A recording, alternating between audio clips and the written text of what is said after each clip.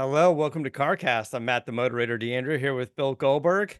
Welcome Hello. back. You guys been Oh, busy, been traveling, been kind of running around. yeah, and I'm Uh, still I'm still not shaking off that 4 o'clock wake up to get out of Bristol, Tennessee on Monday to get yeah, Gage to school no less. So it's been fun, man. We had a good time away. Lots went on, but I don't even yeah. know where to begin. So Well, start with Bristol. You guys were kind of I don't know if it was kind of a last minute invitation or what how that kind of came to be, but you guys were wheels up pretty quick and went off to the race, right? no, I mean you know me, dude. I don't overly promote anything. We've been doing that Bristol thing for a long time, and that driver introduction thing was in the works for months. But there's just been so much so much going on, but all good stuff. So yeah, we went out there. It'd been a long time since I've taken Gage. I guess a little backstory is that Justin Nunley, right? So you saw that stuff online. Yeah. Yeah, and Uh, I wasn't familiar with who he was either until you said who, Yeah, I didn't. you I know. didn't know. I didn't know. I mean, like I said, we're not the younger generation that spend Yeah. most of our days on the internet. But so we had some interaction going back and forth. That was fun and dandy. And it was going to culminate at Bristol. And let's just say at the end of the day, all the ducks were not in a row as far as clearance and as far as lawyers were concerned. So in the case of someone getting physically damaged beyond repair, we couldn't deliver what we wanted to deliver. But it was all fun, man. We had a great time. I met him. Thank you for your service, Justin. That's actually the only thing that saved you. Um, but it was cool. We had a big deal planned with Gage. It was a scripted WWE gimmick, man. So I mean it was we weren't able to deliver in the end, but the day was freaking awesome. Being able to introduce the drivers again and have Gage there, 6 years removed from the last time, and the race was killer. It'd been a long time since we'd been to NASCAR.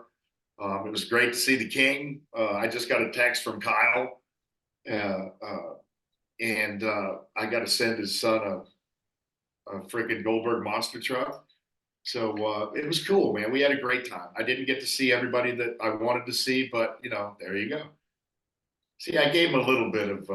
You have to have repercussions for your actions. That's what I'm saying, right? So he kind of made fun of me all week, and so that was what we were able to deliver. It was going to be much more physical than that, but like I said, at the end of the day, I got to meet some good people.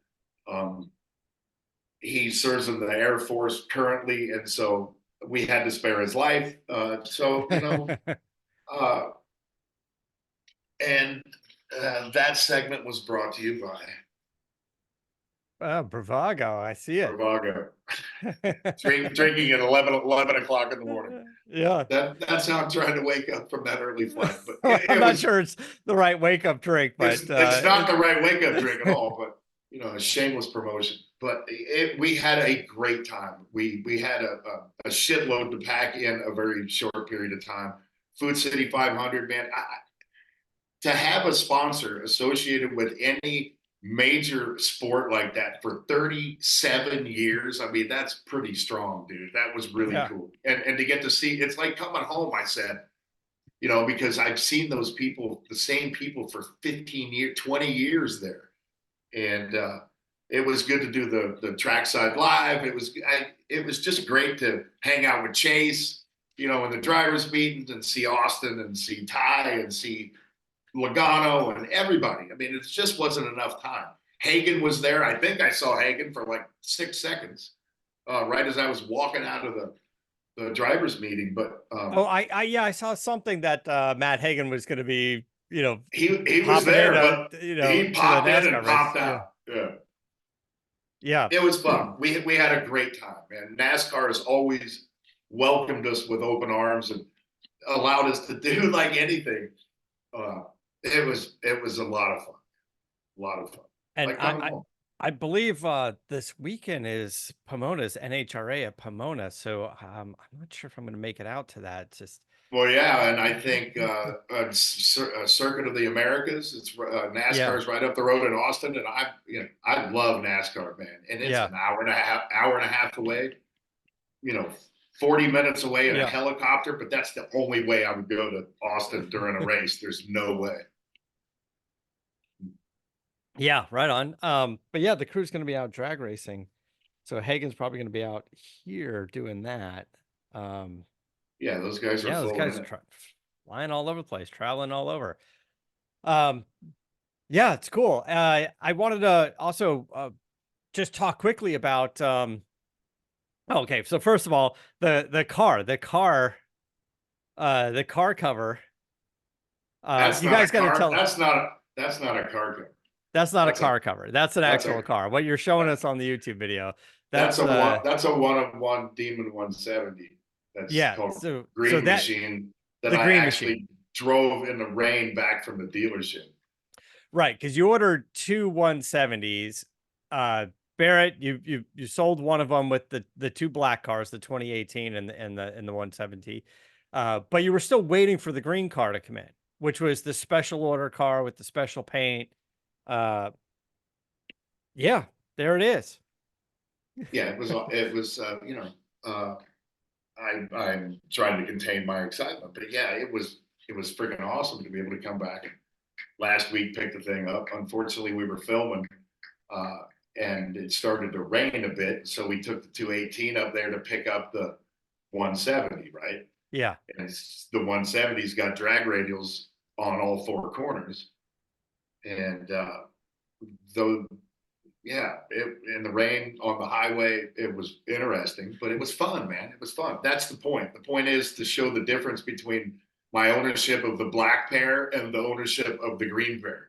Because I mean, who takes a 218 to go pick up a 223 and they're number 37, right? Yeah. So I've just proven a point that I got one for investment. Totally, those are out of the way. That was awesome. Had a great opportunity, but these are the ones that I can actually not contain myself because of the excitement, because I actually am going to drive the hell out of it, have fun. I don't know Yeah. the extent I'm going to drive the 170, but I know I'm going to take it down the track. I know I'm going to have some fun with it because that's what they're for. So I want to say that Jeff Dunham, the ventriloquist comedian, he got a 170, and I guess he was hanging out with Dave Salvaggio. he and Savaggio, yeah, I was going to be a part of that, but my car wasn't in town, right? It wasn't delivered yet. So, yeah, it looked like I talked to Mario for a little bit. He went out there and did a little video of the install, I think, of the chute and of the handle. But yeah, it's just giving people an example of the goodies that you can put on the 170 or the goodies that come with the 170 if you order. So like the parachute and stuff those are things that Salvaggio was involved with that somehow, right? Savaggio's involved to an extent I don't know. I think he provides them for direct connection. That's Right. my So understanding.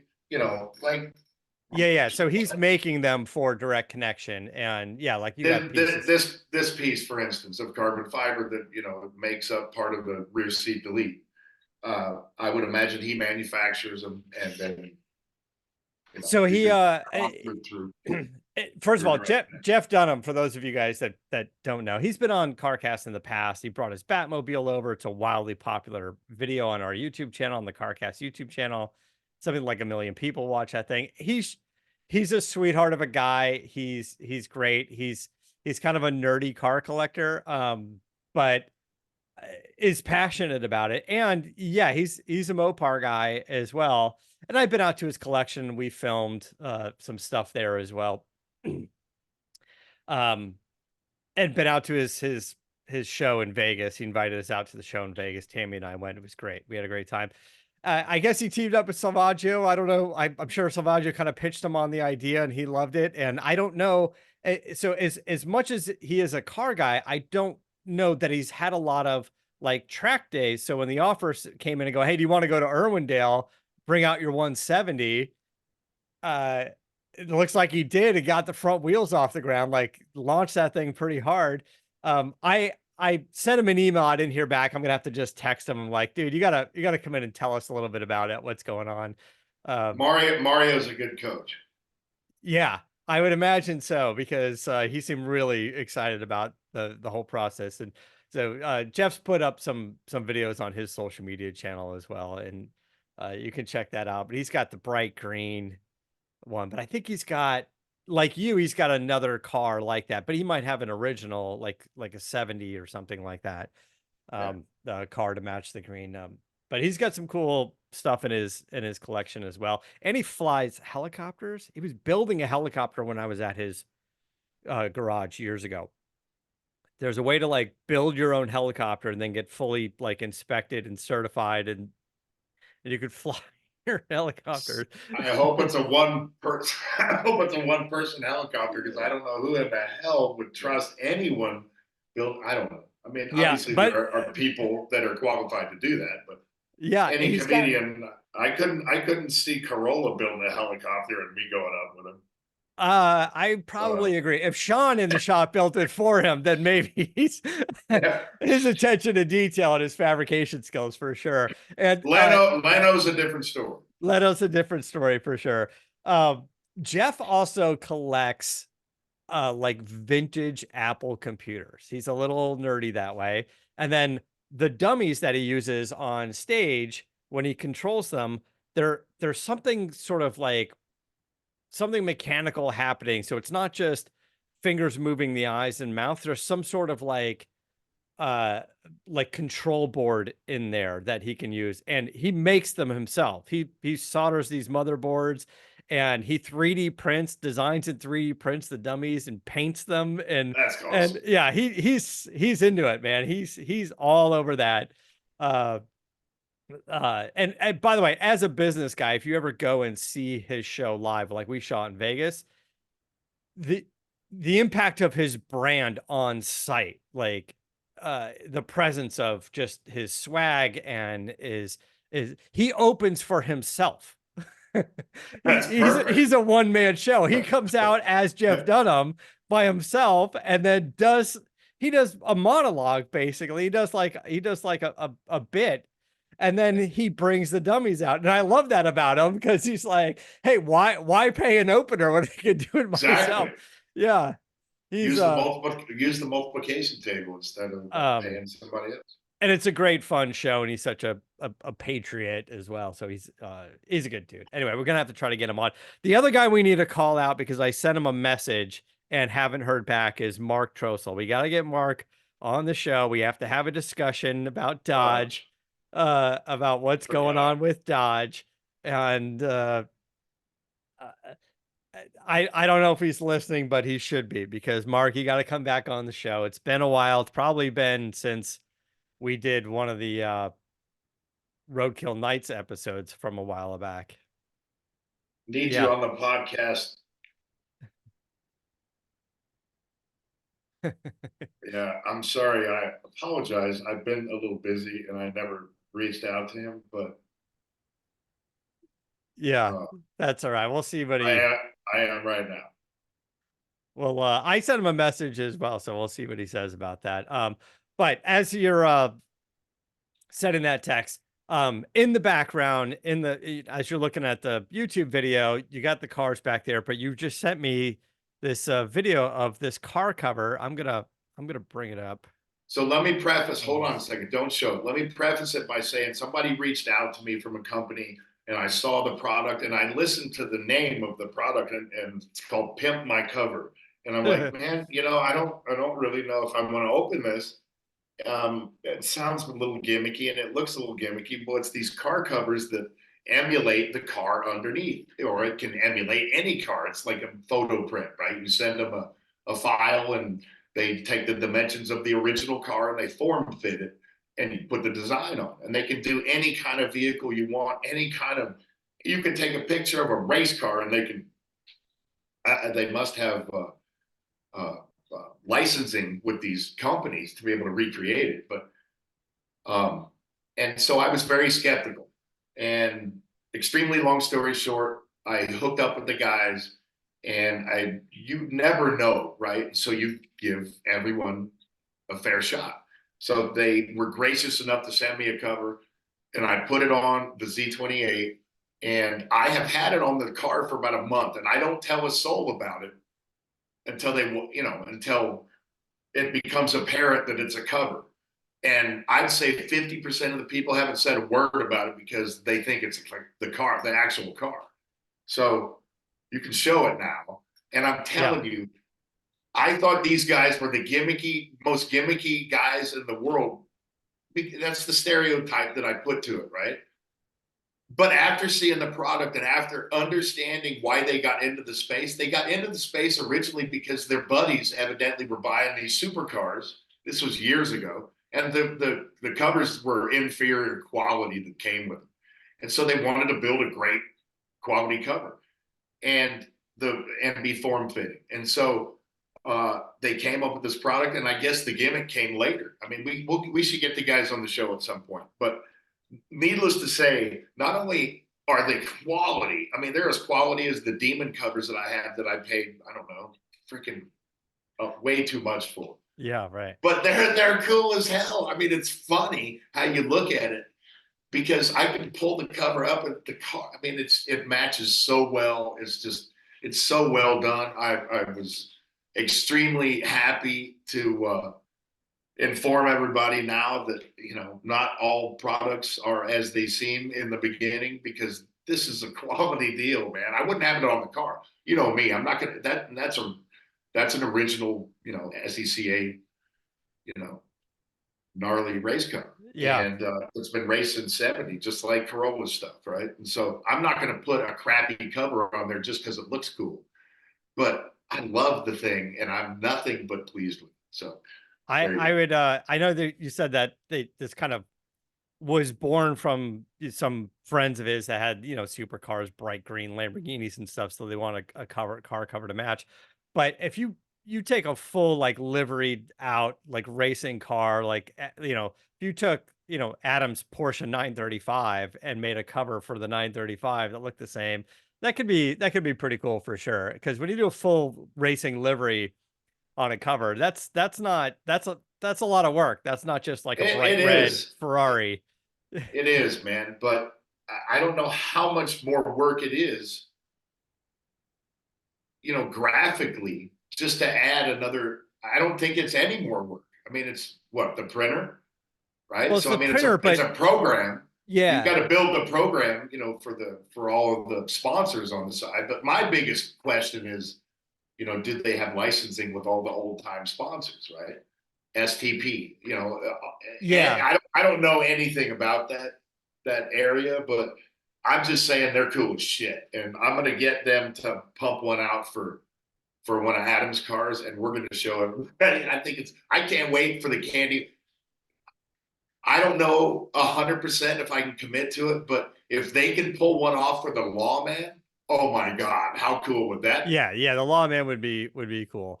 But the advantage is the Lawman, it's very documented. Like, we got tons of photos and everything.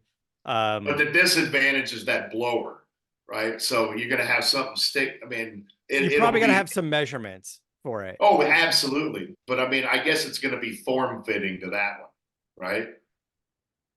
It's gonna have to be. Yes, yeah, I would think so. Sitting up out of the hood, it has to be, or it's gonna. I don't know. I mean, I guess one question I do have also is, if you look, they've done some whale tail Porsches, and I don't. And that's a tough ask to fill that gap between the tail and the rear bumper. Yeah, right. Without it looking kind of goofy. So, well, that's the thing. It's like on Adam's 935, that one has a huge wing in the back. But I mean, you could for the Lawman, you could stitch a hole in it and have the car covered and the blower sticking out of the car cover. That's a good idea. And now you just got to polish the blower every once in a while, because that 100%. But that's a little easier than the whole car. But that could be kind of fun. That could be kind of fun. It's a great idea. It's a great idea. Great idea. Yeah. So I don't know. That's kind of interesting. Yeah, those guys do a good job. They did a nice piece. Thank you. Your buddy Kendrick's involved also. Eric Kendricks. Yeah. Eric, yeah, Yeah. he was on a while back. He's a football player. He just switched teams. He was out here and he was playing in Where is LA. he? He's not with the Chargers anymore? No, No so way. this is what happened. So I just read a little bit about it. Was he was with the Chargers and he made his move out here. Um and then I guess did a season, was a free agent. I think he signed with the 49ers. And then like a day or two later, I guess there's like a 3-day grace period, he signed with the Cowboys. And You're kidding. This was no, like the last couple days. yes, It's this is heaven. like Oh within the man, last week, he I gotta signed with the reach out. Cowboys. And I was trying to figure out like why. And it turns out I think his old coach, no, it wasn't for the money because they disclosed the money. And it wasn't, I mean, listen, he gets paid You well, never but it know. wasn't, yeah. Uh, but he said he's, somehow it was, the money was leaked, but his coach of the last like 10 years or so, I think on the other team, uh, is at the Cowboys. He's like, nah, I just want to go, I want to go play for him. Shows his character, man. If You that's know, he talked to that was him. the move that he made, good for him. That's it. He talked to him and he got an invitation from the coach and he's like, we'd love to have you back. And he's like, one of those things, love you, brother. I'm there. Let's do it. I love him too, man, but I still can't be a Cowboys fan. It's just not gonna happen. And I like It's Eric, not and gonna I happen. think Eric was just like It's not gonna settling in happen. out here, and he keeps popping up at all the car shows, brings out his Fox Body Mustang and his Well, now he's Porsche. And only 5 hours from me, so that's cool. I'll get yeah, to see him.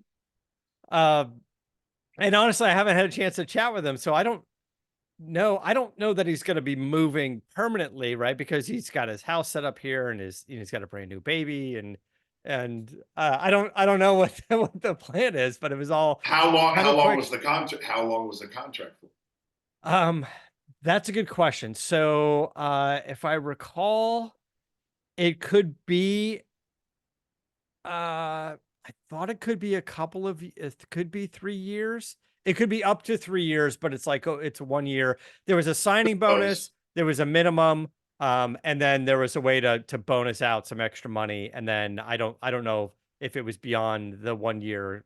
I don't think there was a guarantee beyond the 1 year. So I hey, don't know. people's choice of where they live when they play for a certain team is completely up to them. Yeah. I mean, look at what the quarterback for the Chargers was doing when the Chargers moved from San Diego to LA.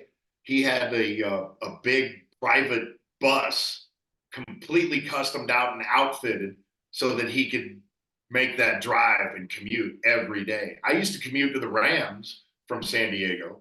I mean, it was the same commute. Yeah. Um, I mean, hey, at the end of the day, these guys can grab a private jet and be home in 2 hours. It's like Gage is going to University of Colorado, which is in Boulder, which is a 2 hour and 15-minute flight from San Antonio Airport and a 20-minute drive. So, I mean, Right. if he's fully entrenched and loves California, it's extremely conceivable that he's just going to get an apartment for the season or a house for the season in Dallas, live in the season, have his family, do whatever. So, I mean, Yeah, listen. A buddy of mine had his family. He was a baseball player, played for the Padres, and lived in Arizona. The family was there, and then when he played out here, he just temporarily moved the family out. They rented a condo from a military guy because they were down in, and the military guy was deployed overseas, and it came up, and I don't know if it was just like a friend of a friend, and they're like, well, let us just rent your condo, and then I'll have the family near me, and I'll play for the exactly. season. And then they still had their house in Arizona that they were doing some work on, and that was their home base, and it worked out fine. And it's like, it's a few months and a little bit of travel on and off when they want to pop back to Arizona, and it Yeah, worked I out. mean, they're not two horrible places to travel in between. I mean, Dallas and freaking San Diego. I mean, let's be Yeah, honest. And it's a yeah, quick yeah. flight. Okay, so moving on, I want to ask you, tell us about Tim Green. Tim Green was he's a friend of yours, football player, announcer. He's got a podcast going on, but Yeah, tell us what's going on there. You were Yeah, just on the show, is an why old we kind of team. want to plug it. Yeah, an old teammate of mine that I idolized. You know, anybody who played in front of me, I idolized because they were better than I was. I tried to learn from everyone, but you know, the backstory on Tim is he was a valedictorian at Syracuse, which is not what you would think would be the background of a defensive lineman in the NFL, right? We're usually the big burly meat-headed dudes who, you know, just you don't want to bring home to your mother. And he was the complete opposite of that. I did a lot of charity work with him throughout the years. Um, Unfortunately, a number of years ago, he fell ill with ALS, and we've kept in contact. And I was fortunate enough to do his podcast the other day. His son, I think, jumped on board and really started this thing for Tim. Um, Tim can't communicate the way he'd like to, and it's extremely frustrating for him. But this is a way for him to get it out, get his thoughts out, share his thoughts with everybody, have old friends on the show, and spread the word about ALS at the end of the day. So it was a wonderful experience. Great to talk to Tim. He's got a great sense of humor. Um, he's like a big brother of mine. I love him exponentially. And like I say, anything that I can do to bring awareness to what he's going through, because there are a lot of people with a lot of relatives that are probably going through the same thing. So thank you very much for mentioning it. And I want to get it out there. And everybody who's listening, it's not car related by any stretch of the imagination, except for we do talk about the garage a little bit. But Timmy's a great human being. And if you get a second or two of them, please go to the link and listen to a little bit of it and spread the word. Yeah. So, those of you that, jump on our YouTube channel and the CarCast channel to watch the podcast, I'll put a link to that interview in the description as Thank you well. So you guys can very jump much. over and see that. Um,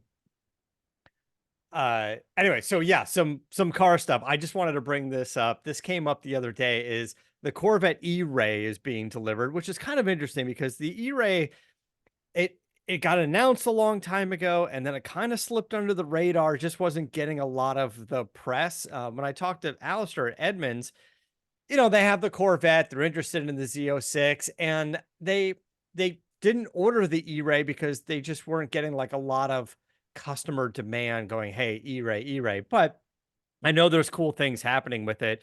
I think Lingenfelter's already got the engine out of one, and Go figure. and seeing how much power they can get out of it.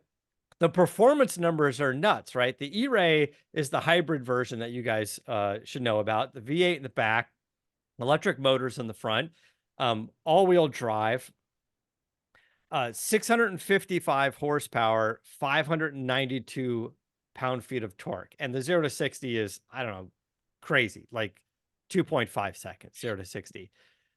Somebody got one. They put it on the dyno, and it's rated at 655 horsepower.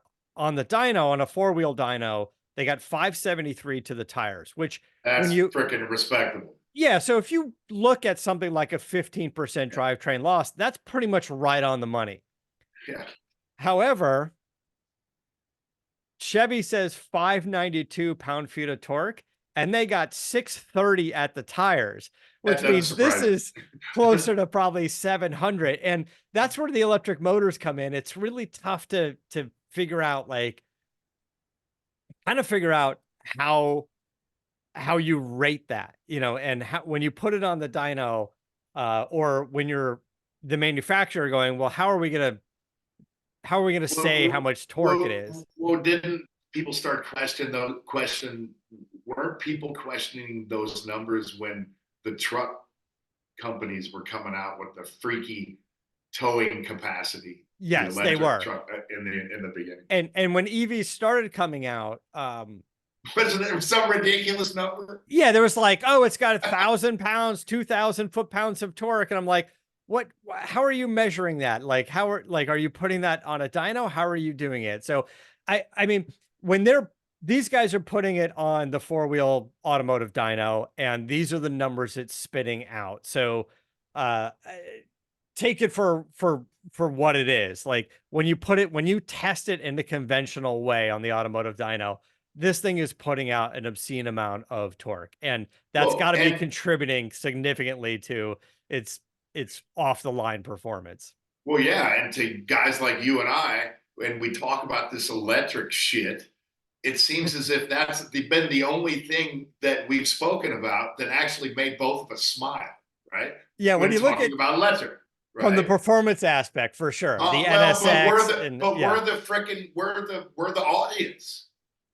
yeah, You may be a Ford guy and I may be a Dodge guy, and they may be at certain differing places with electricity in the automobile.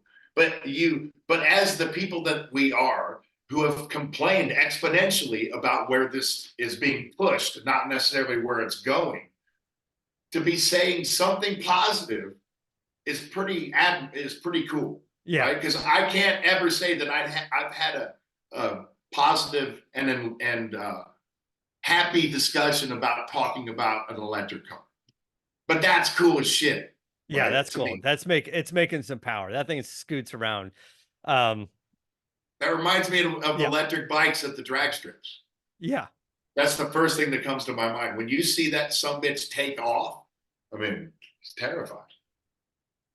It's funny you mentioned that. I think this weekend in Pomona, Ford is bringing out, and forgive me, I forgot the name of the damn thing, but their electric Cobra Jet. They're like 18 or Yeah. 1300 horsepower electric Cobra Jet that is the drag car. That thing is nuts.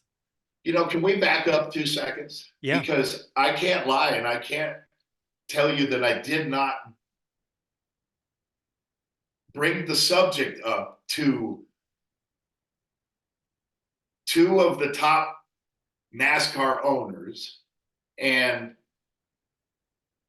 high ranking officials in NASCAR about electrifying NASCAR in the coming years. And I questioned them about, like, how in God's name can that be a possibility? Looking yeah, at the fans, with the fans of the are, it's just like the wrestling business, right? The fans drive the business, period, end of story. And if the fans aren't satiated with that sound, you're not going to have it. And so it's just really, really, I mean, a huge question for me as to what they're thinking about, what they're testing, and is it a possibility that they could actually consider going all electric in NASCAR? yeah. I mean, you have to take a good look at Extreme E, that racing series, Formula E. I mean, Formula E is not exactly IndyCar But or it's by so any means much different. 41. It's different though because of the fan base. It's a totally different fan base, and they're there for different. They're there for the same reasons, but I don't know. I'm not going to say NASCAR fans are more passionate, but you know, you got people that will save up for a year that live in a trailer so that they can go to one race with their family, right? Yeah. So it'll be very interesting to see how this is received. I guarantee you, in a drag setting, in an NHRA setting, it'll be much better received than a NASCAR setting. A Yeah. 1,000%. Yeah, this car, because we're showing it now. So it's the Super Cobra Jet 1800. The previous one was the 1400. Um, and this one's 1800 horsepower. They want to see how, and this is going to have to make some noise. It's not going to be completely silent. This is going to make some noise. There's going to be some gear whine. There's going to be some things going on. You're going to hear a It'll be lot. There interesting. has to be, right? I mean, Yeah. you're not going to hear the overpowering engine noise that we're used to. But here's the deal: it's over in a split second, Yes. Or in this right? case, 8 seconds. Well, whatever. I mean, it's over Yeah. in a split second compared to watching a NASCAR race. Right. You're right. The duration of putting them through the pain of not hearing a V8 motor or whatever the hell it is a short period of time in a drag strip, right? So I Right. mean, Yeah, for sure. This is going to be interesting to see. This will be kind of cool to see, just to see it's a uh spectacle. yeah, kind of, and different because NHRA is such a big, loud event that to see this thing move as quickly as it does without the sound is going to be like, wow, how does it do that? It's gonna be kind of cool, kind of interesting to see. Hey, But you're it right. might be the only positive I can see. Well, the only positive. One of the positives I can see with electrification and NHRA is that you wouldn't have to strap those gigantic headphones on your baby, That's true. Yes. If you want, right? yeah, if you want the quieter version, that could be it. Now, you were out and I got into this on the podcast last week. Aaron Hagar was here with me. We're doing the podcast, and in my garage is I have a Cybertruck in here right now. Uh, I'm sorry. a friend brought it over and he wants to sell it. And I said, well, he wanted some help. So, um, yeah, got it. I drove it a little bit, got to clean it and climb around it and see what I think. And it's interesting. It's not necessarily for me. But you know what though, driving it out of the warehouse here and through the neighborhood past the grade school, all the kids that were outside ran up to the fence, were running along with the Cybertruck and waving and wanted to see it. And so I had no problem just, kind of letting them, stopping and let them look at it and, through the fence. And they're all It's a great yelling. reason to buy one. Yeah, it was kind of fun because they wanted to see it. But it's quick. It's big. It's about, I would say it's about as long as my F-150 Lightning or any F-150, but it's as wide as a Raptor. And then the angle of that front windshield is so huge that from where you're sitting to the front of the windshield in the dash is massive. Like you could put a huge sheet of plywood in there. You wouldn't, but you could fit like 3 pizzas and not have them touch each other. It's big. And as the one thing that came up is uh it- the guy actually drove it like from Santa Barbara and dropped it off here. And I was like, don't worry about it. Let me clean it up. Um, Cleaning it is not necessarily easy. Like any No truck, you shit. gotta grab a step stool and whatever. But the It's the stainless steel, fingerprints. the stainless steel, it's not a painted glossy surface. So, you really gotta grab your sponge and get the bugs off the front. Um, if it was me, I would probably end up wrapping the vehicle. Something, even a matte or a gloss or whatever. I would end up wrapping it. I saw Uh, a black wrapped one yeah. on the way back. So from the factory, you can get it in the matte black, the matte white. I think there's a rose gold, possibly a couple of another color or something like that now. And I saw the black one come out of the Tesla facility over here. It looks like a movie prop car, right? Because it looks kind of like a camera car. Uh, Um, but yes, trying to clean the inside of the front windshield is you need like a Swiffer or something on a pole because it's tough and it goes really far down. But anyway, I haven't spent a lot of time in Teslas. I think if you're a Tesla fan, you're gonna kind of dig it. I took it to a place nearby where there was Tesla chargers, and then also there was like a rooftop, and I photographed it. And everybody else with a Tesla that didn't own one came over to look at it and had questions about it.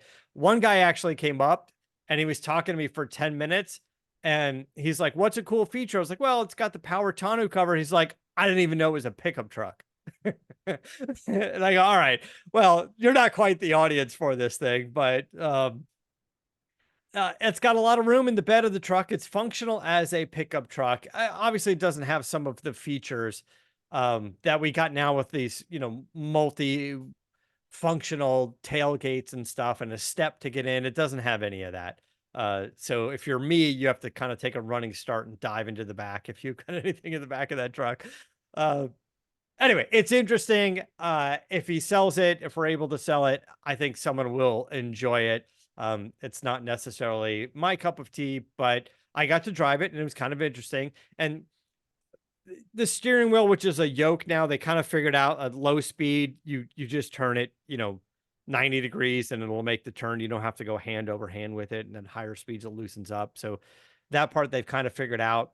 Um, it still feels a little odd to me to kind of rest your hand on top of a steering wheel when it's flat, not a wheel. So it just takes a little, it's different. It's meant to be different. It's meant to be polarizing, and it definitely gets a lot of looks. But anyway, we have it here, and it's kind of interesting. So maybe we'll get it sold. Prices. So there Yeah. were three of my buddies, Gage's father. I don't know if it's Manheim, the big auctions. Three of them ran through in the last 2 weeks, and the price went down 20% in 2 weeks. Yeah. They're still selling. Well, they're in the aftermarket now. There's supposed to be a rule that you can't really sell it, and Tesla's going to just say you can't be able to buy another Tesla. And some people are fine. Look, somebody ordered 3 of them with the intention of reselling them, and Tesla got pissed and were like, "We're canceling your orders. You're not supposed to do that." Fair enough. But it is what it is, and they're still trading for significantly more than the sticker price, but we'll see for how long. So if you really want to get one now, there's a few for sale. There's one on Cars and Bids. There's a few on Car Gurus. There's one here. There are a lot for sale. There are a number of them out here. And yeah, and they're popping up on consignment on dealers and stuff. Or if you want to order it and wait, then you order it and wait. But if you want one now, there's a few that you can get to, and there's one here in LA, obviously right next to me, which I'd happy to sell it so we can get it out of my place and make room for other stuff, because it's a big lump sitting in here. But I get it. All right, listen, I think we're kind of running out of time. Is there anything else we're missing? Oh God. I'm coming up on Goldberg's garage. I'm doing some MagnaFlow exhaust installs. Cool. I'm doing the 70 Coronet 6-pack car, and I'm probably going to race. I have 2 good racing episodes coming up. I got my jacked up TRX versus some freaking doodly Ford 750 horsepower diesel truck, and I need to know about that thing before I have to race it. Yeah. And then I have a I have the Willys versus a diesel dually that one of my buddy owns that you've seen on my webs or my Instagram account before. I can't mention anything else about it. Yeah. It's going to be an absolutely ridiculous race, but you have to tune in and see it. All right. Really, yeah. Lots of content coming up on Goldberg's Garage, the YouTube channel. You guys been cranking out videos, man. There's a lot of work. Yeah, believe me, it's fun though. We're having a good time with it, and like I said, our buddy Richard from MagnaFlow has jumped on board. We're going to do some interesting installs. It's going to be fun. Is Richard coming out? Veteran stuff. Yeah, eventually, one of these days. Yeah. So hopefully we'll have him on. He'll be doing the exhaust on the Cobra. So. Yeah, that's looking good. I saw the body come back from paint. Yeah, with 32 spots that had to be sanded prior to the PPF coming over it. Yeah. Yeah. A little bit of an issue there, but there's projects. Exactly. That's how these work. Always comes up. All right, buddy. Thanks so much. And then we'll do it again next week. Until next time, keep the air and the spare in the bag and the wheel.